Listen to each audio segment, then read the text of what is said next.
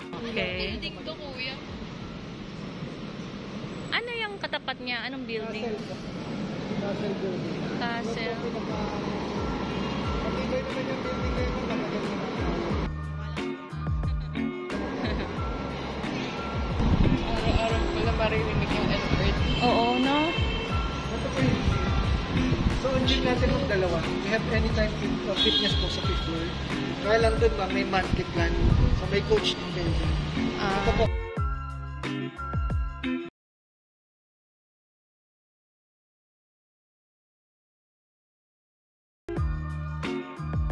Jogging pad. Taikot naman po kasi yan. Pwede mo mag-jog.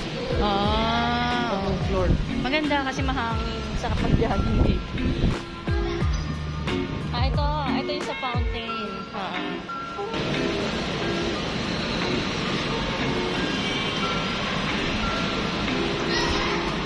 View deck ma'am. So, tayo nila mag-jog. Wala ka lang po sila. So, yung... Pwede sila dyan anytime. Kulang pa lang yung tables and chairs. For the study room? Unlimited internet ma'am sa area. Okay. Parang hindi pa siya nagagamit, ano? Yes ma'am. Ngayon ma'am, ang advantage namin kasi bago yung building, nasa turnover stage pa lang kami. Bago pa lang pala Nasa 4th unit siya. owner pa lang po yung member. Hindi magiging hassle sa pag-akyat baba sa building. Dito natin, okay pa lang. Tapos ayun ang Lasal, ano? Kahit ako ma'am yung building. Okay. Yung 23rd floor ba dyan?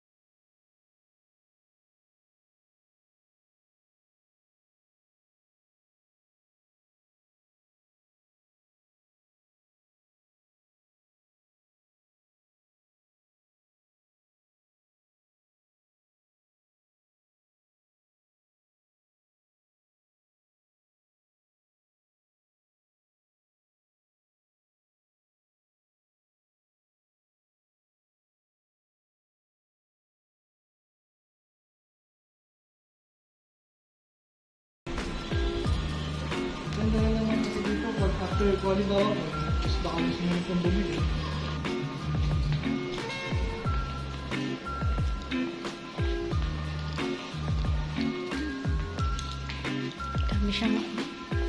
Madami siyang elevator.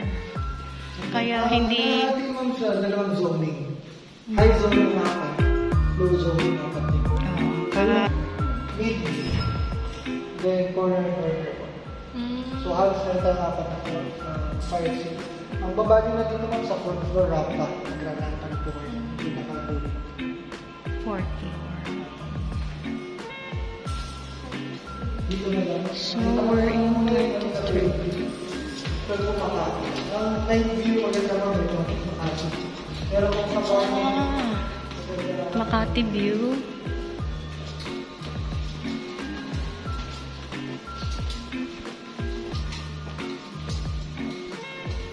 ito bang yung mga studio type namin, 20 square meter, kaya lang sold out na po. Kaya na-resume na po lahat.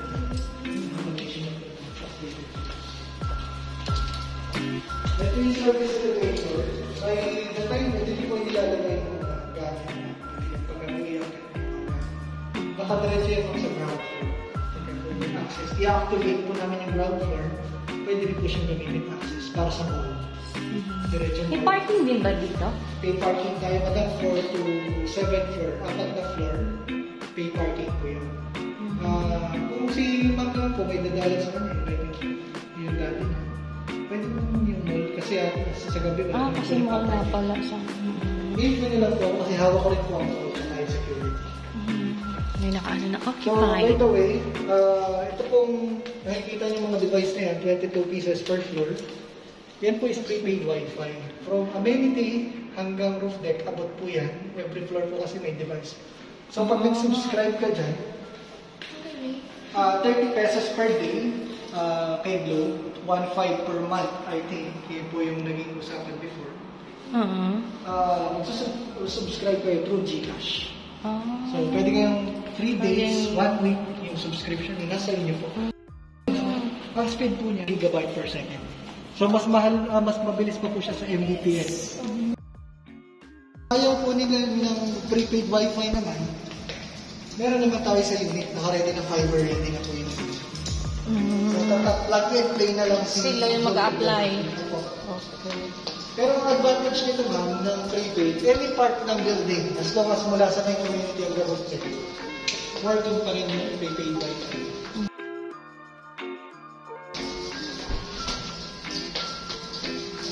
The view.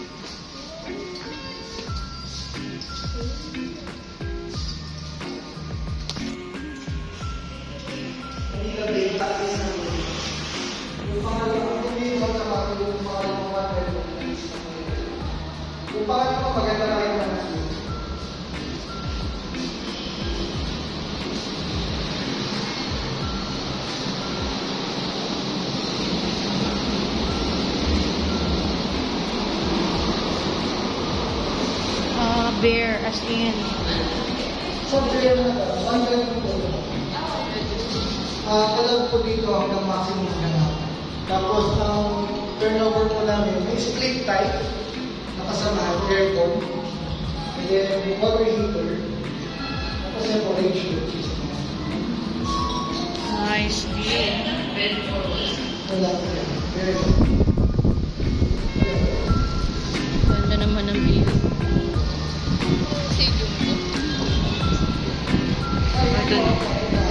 Masasama naman po kayo.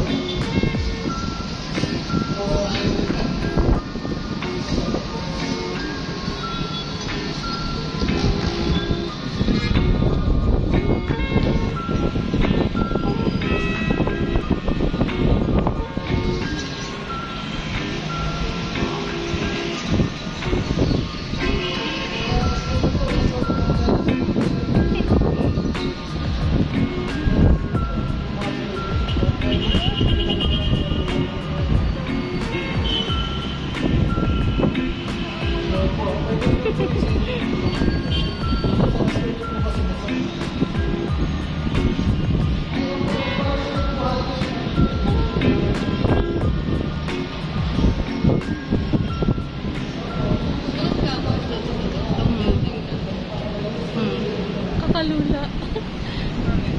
Yung doon na building. Parang ganito yung lakas na. Hindi ba po? Siya, bear lang po. Bear lang po.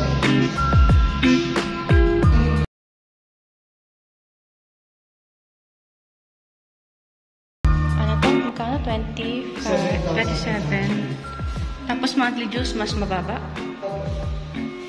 Nasa 28 square meter lang sa ay maganda pa yun. Kasi wala na siyang balcony. Wala na siya. Pero Tapos same din ng ano, may... yung bagong Ito. Pwede.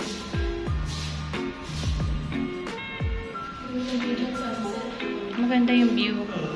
Tsaka maganda yung hangin. Available na itong area.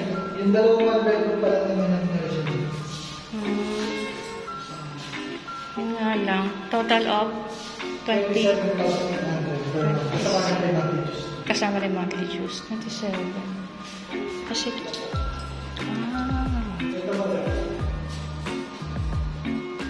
Ay, iba nga yung ano niya. Irregular size nga. Magluto po si madam. Maganda po yung kitchen.